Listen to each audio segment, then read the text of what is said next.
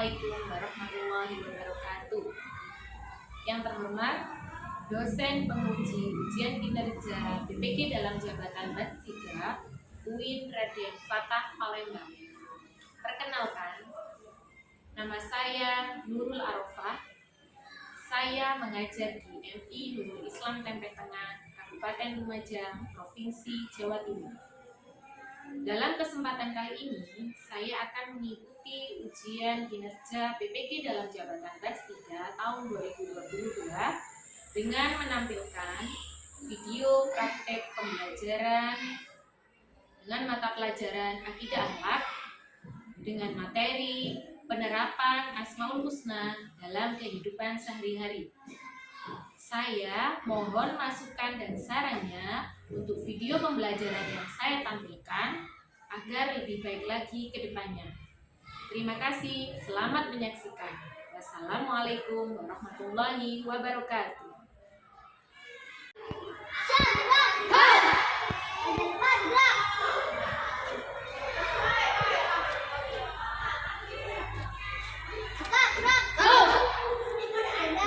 Sudah siap.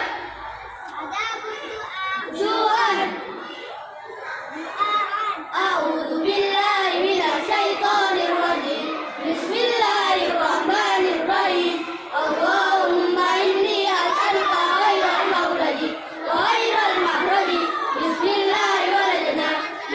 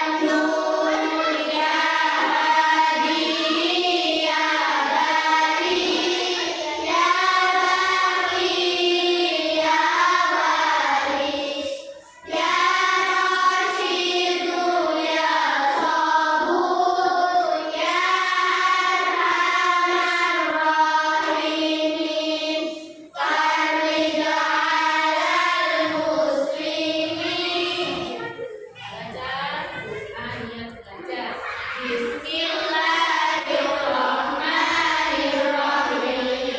Nawaitu ta'alluma wa ta'lima wa tadabbura wa tadhkira wan naf'a wal intifa' wal ifadah wal istifadah wal hasa ala tamassuki bi kitabillahi wa sunnati rasulihi wa du'a ilal huda wa dalalata alal khairi ibtigha wajhillahi wa mardatihi wa qurbihi wa sawabihi subhanahu wa ta'ala. Amin ya rabbal alamin. Baiklah anak, bagaimana kabar kalian hari ini? Alhamdulillah, luar biasa. Allahu Akbar. Yes. Alhamdulillah, anak-anaknya Ustazah kelas 4B masih semangat mengikuti pelajaran Ustazah. Baiklah anak-anak, hari ini Ustazah absen dulu ya. Untuk tanggal 10 ini ya. Adel, Zain, Al-Tahel, Dir, Abdullah, Salim, Dir, angkat tangan ya. Ahmad Rosyidin, Ibnu Thomas, Dir, Alia, Destiani, Amelia, Aulia Naila,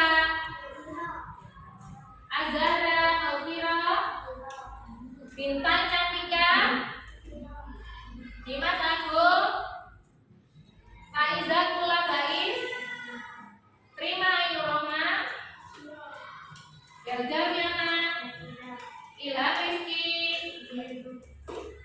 Mardiana, Fahru Rozi, Alia Nizam, Gerhana, Nazila, Rani, Robiatus Sania, Syria, Yoyo, Safina, Zaidanin, Madinatus. Alhamdulillah, ternyata sampai dengan hari ini kita masih diberikan kesehatan sehingga kelas 4B bisa mengikuti pelajaran semua ya, satu kelas. Semoga kedepannya kita juga senantiasa diberikan kesehatan supaya imun dan iman kita amin ya. Baiklah anak, sebelum Ustazah menginjak ke pembelajaran lanjutan, kemarin apakah anak-anak masih ingat kemarin Ustazah menerangkan tentang apa? Asmaul Husna. Hari minggu yang kemarin tentang pengertian, minggu yang kemarinnya lagi tentang contoh. Nah, untuk hari ini kita akan belajar tentang penerapan sifat Asmaul Husna Al-Mu'min, Al-Adil, Al-Hadi, Al-Adil, dan Al-Hakam dalam kehidupan sehari-hari. Baiklah anak, sebelum Ustazah menginjak ke pelajaran selanjutnya, Ustazah kelas balik lagi pembelajaran yang kemarin. Coba siapa yang bisa apa pengertian Asmaul Husna? Mbak Naila. Apa Mbak Naila? Nama-nama yang baik hati Allah. Oke, bagus. Nah, untuk pertanyaan kedua, berapa jumlah Asmaul Husna yang sudah Ustazah paparkan di depan? Mas Aif, berapa Mas Aif? 99. Bagus. Pertanyaan ketiga, apa pengertian Al-Mu'min? Siapa yang bisa? Mas Ibnu. Memberi rasa aman dan nyaman kepada sesama. Ya. Al-Mu'min itu artinya maha pemberi rasa aman. Yang kedua, yang selanjutnya yaitu apa pengertian al-azim? Siapa yang bisa? Oh, bahasanya silakan. Apa pengertian al-azim? Maha maha agung. Bagus. Yang ketiga, yang selanjutnya apa pengertian al-hadi? Siapa yang masih ingat? Pengertian al-hadi? Ya, silakan Mas Yoyo. Maha pemberi petunjuk. Kalau al-adil, siapa yang bisa? Mbak ini. Maha adil. Yang terakhir, pengertian al-hakam, siapa yang bisa? Ya, al-hakam apa Mbak Zara? Maha memutuskan perkara. Alhamdulillah, ternyata anak-anak masih ingat ya pembelajaran yang sudah Ustazah terangkan di minggu-minggu yang lalu. Sekarang kita menginjak pembelajaran yang ketiga, yaitu penerapan sifat Asmaul Husna dalam kehidupan sehari-hari. Ayo coba, apa saja Asmaul Husna yang sudah Ustazah terangkan? Apa saja? Al-Mu'min, Al-Azim, Al-Hadi, Al-Adil. Akan coba bersama-sama kita ingatkan lagi. Al-Mu'min artinya mana? Maha pemberi rasa aman. Al-Azim, Al-Agung. Al-Hadi, Al-Adil,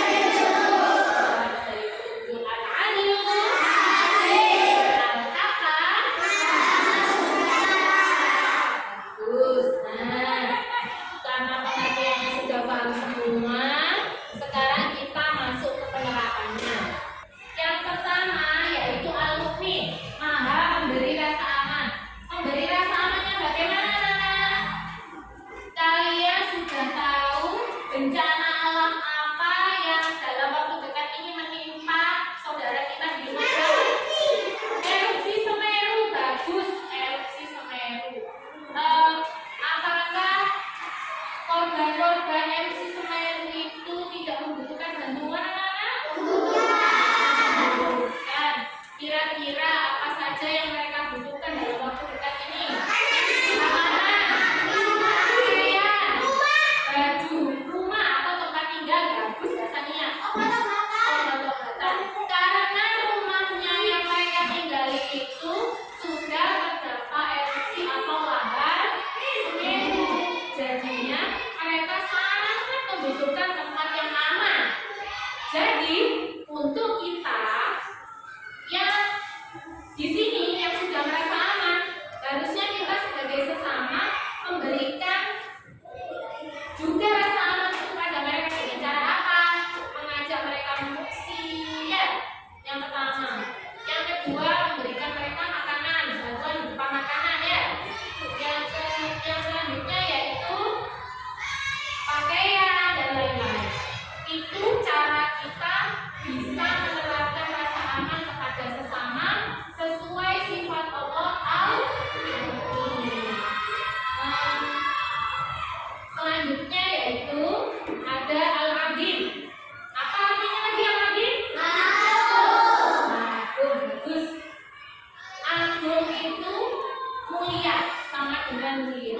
Bagaimana kita menerapkan sifat agungnya Allah dalam kehidupan kita sehari-hari?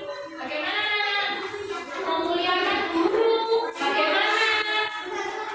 Memuliakan guru atau orang tua dengan cara mematuhi segala perintah baik dari orang tua dan guru. Ya, ada lagi bersikap tawadhu dan menjaga nama baik.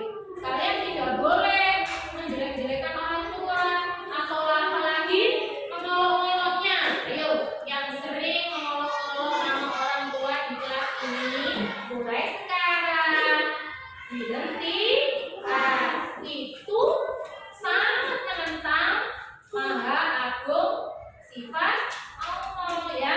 Janji ya sama ustazah yang biasanya mengolok-olok mulai sekarang dengan janji terus mendengarkan ketika guru menyerangkan. Yang biasanya mainan, yang gak serius, siapapun ustadz-ustadzah yang mengajar kalian di kelas harus diperlakukan dengan baik.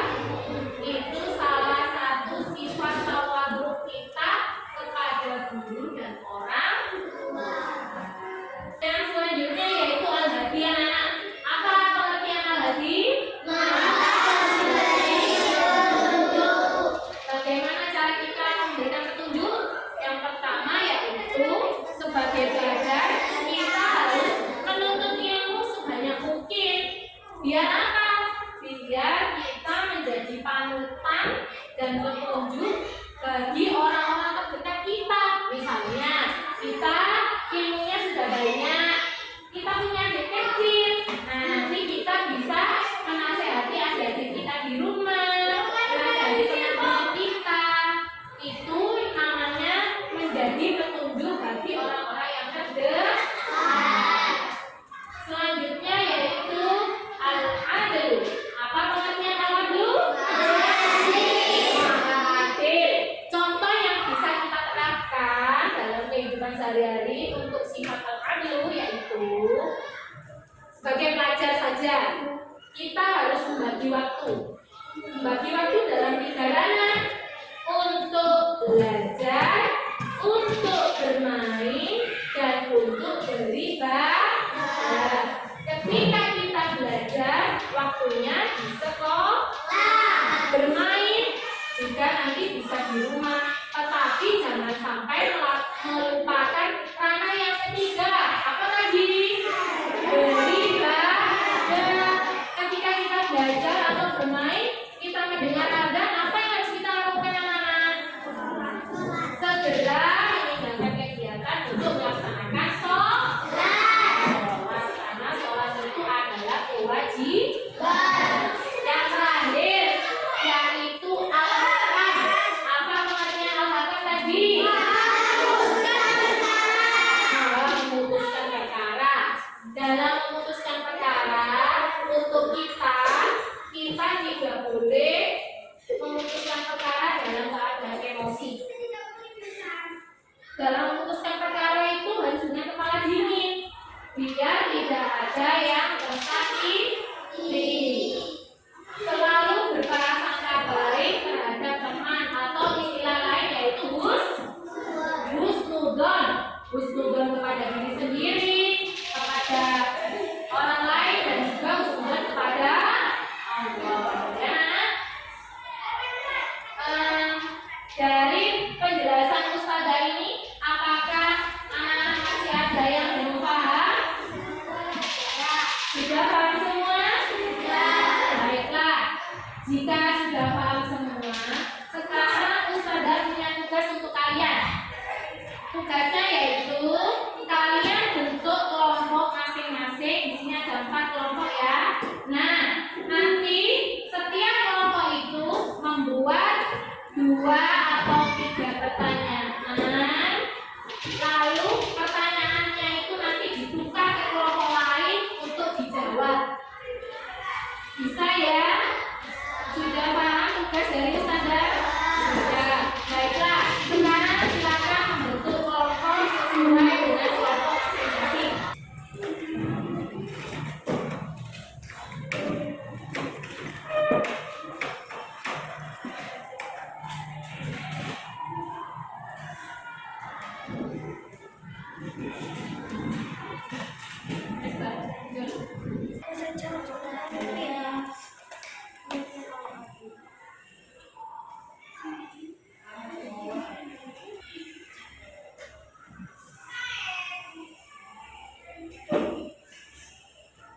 Buat pertanyaan dari beberapa materi yang sudah saya terangkan kemarin ya.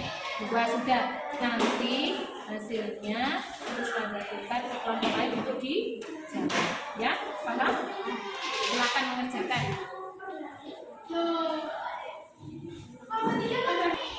Anak-anak, apakah sudah semua untuk pembuatan soal per kelompok?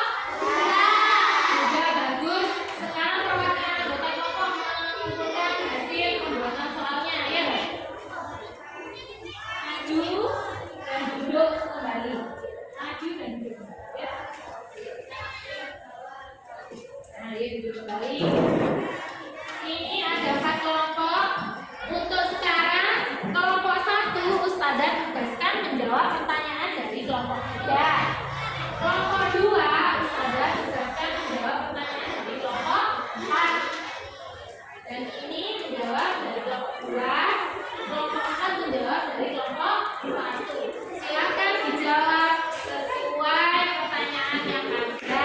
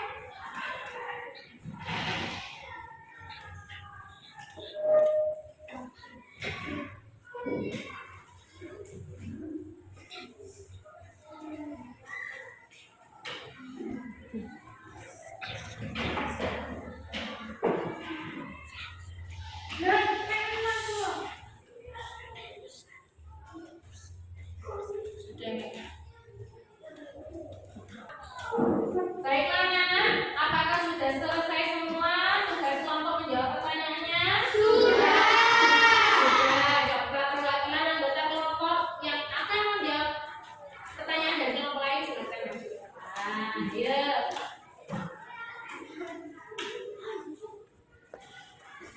Coba. Ya, sini 2 kelompok sebelah sini. Sini.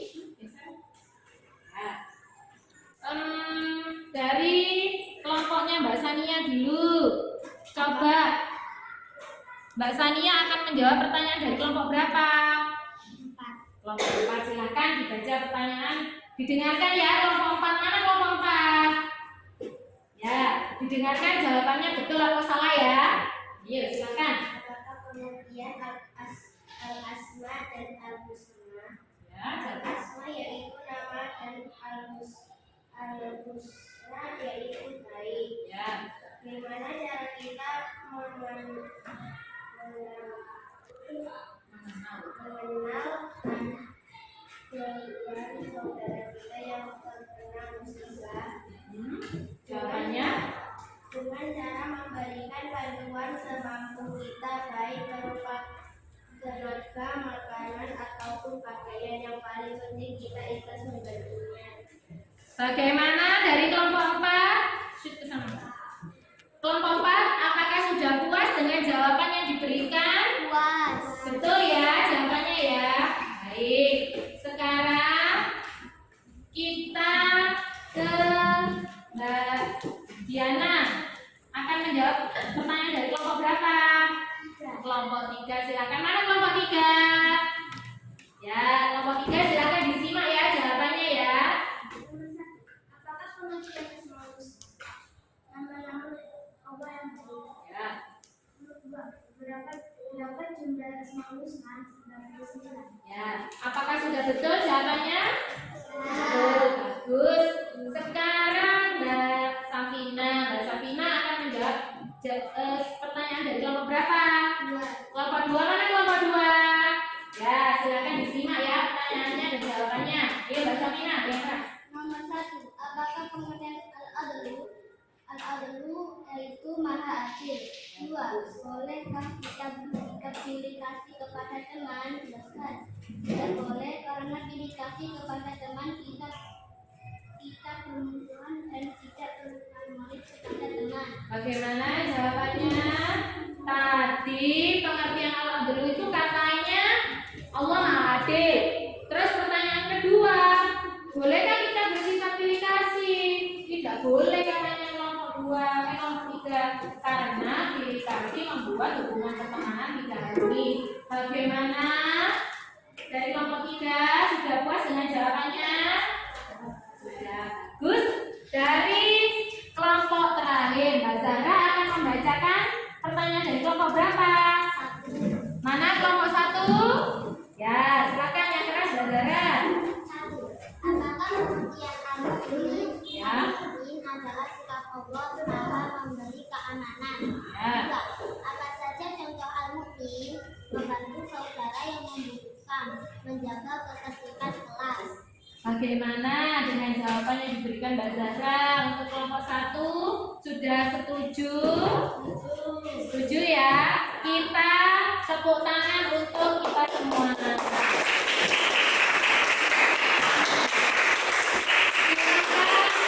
Kembali kita masing-masing.